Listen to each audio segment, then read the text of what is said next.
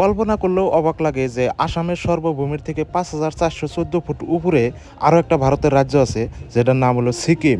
এটা হলো ভারতের উত্তর পূর্ব অঞ্চলের একমাত্র পর্বতীয় স্টেট। আমরা আজকে এই সিকিমে ঘুরবার কথা আছি টোটাল ৩৭ জন। সিকিমের মেন টাউন এবং সিকিমের রাজধানী গ্যাংটক। আর আমরা ওই গ্যাংটক যায় থাকবো। গ্যাংটকে কিন্তু ঘোরার জন্য, দেখার জন্য এবং অনেক সুন্দর সুন্দর ঝর্ণা, পার্ক সব কিছুই আপনি করে দেখামো। বর্তমান আছি আমরা নিউ বঙ্গাইগাঁও ট্রেন স্টেশনে। আর এখন বাজে রাত ১০টা, আর আগের ট্রেন আছে 11টা 19-এ। ট্রেন আর হাতে হাতে আমরা ব্যাগ দিয়ে ডাইরেক্ট ট্রেনে উঠে রওনা দিব সিকিম। এখন বাজে রাত 1টা 6। ট্রেন আর কথা আসলো 11টা 19-এ। হে ট্রেন আইতে আইতে 1টা 12 হয়ে গেল গা, এমন ট্রেন আসা পানাই। আমরা তো সবে রেডি। তো জানেনই তো ট্রেন স্টেশনে এত ওয়েটিং করা কত কষ্ট। তো খুবই কষ্টে আছি আমরা। আর এই জায়গায় আমরা টোটাল টিম আছি। আরো এদিকে আছে কইতে কইতে ভাবতে ভাবতে ফাইনালি আঙ্গের ট্রেন এসে বললো। এখন আমরা সবাই ট্রেনে উঠে পড়বো। উঠে ডাইরেক্ট রওনা দিব Sikkim, the green state of India. কি ভাবতেছেন আপনারা? ভাবার কিছু নাই। এটা এসি ট্রেনের ভিতরে সবাই যার যার মতো ঘুমায় পড়ছে। এই দেখেন এক বান্দা মোবাইল টিপতেছে। এরা কইলাম বিন্দাস ঘুম পারে নাও, এনে এসি আছে। হে কয় না রে, বাড়িতে শান্তি মতো মোবাইল টিপেন হারে না, পোলাহানের জ্বালায় এনে শান্তি মতো মোবাইল টিপতেছে। দেখতে দেখতে ফাইনালি রাত পোয়া গেল গা। পুরো একটা রাত গেল ট্রেন স্টেশনে আর ট্রেনের ভিতরে। আমার জীবনের ফার্স্ট জার্নি নিতেছি এটা।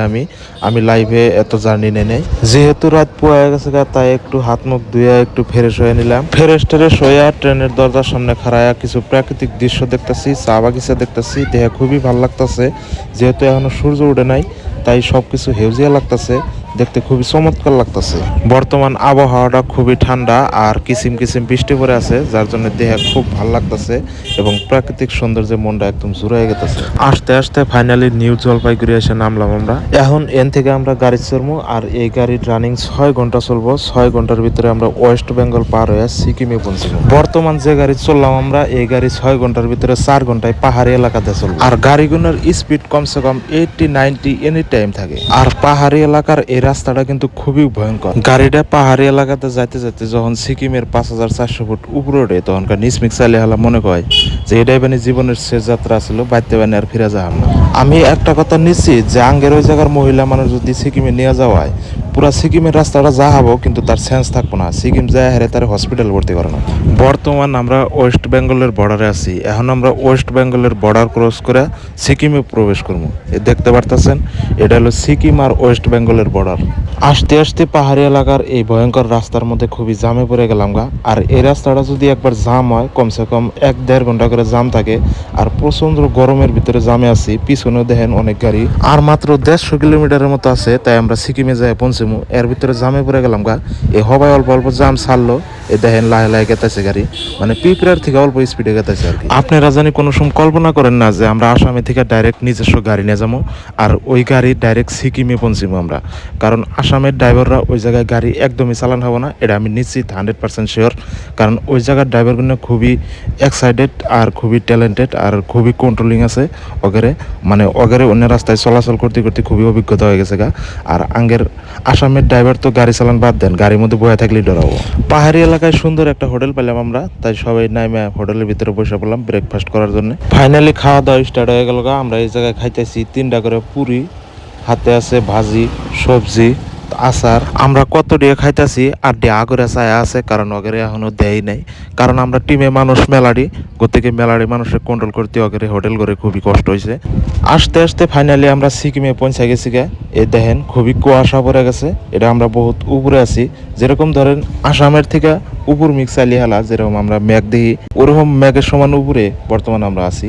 এই জায়গায় কিন্তু খুবই ঠান্ডা, খুবই কুয়াশা পড়ে আছে। আর এই জায়গায় টোটাল টিম আমরা ওয়েটিং করতেছি।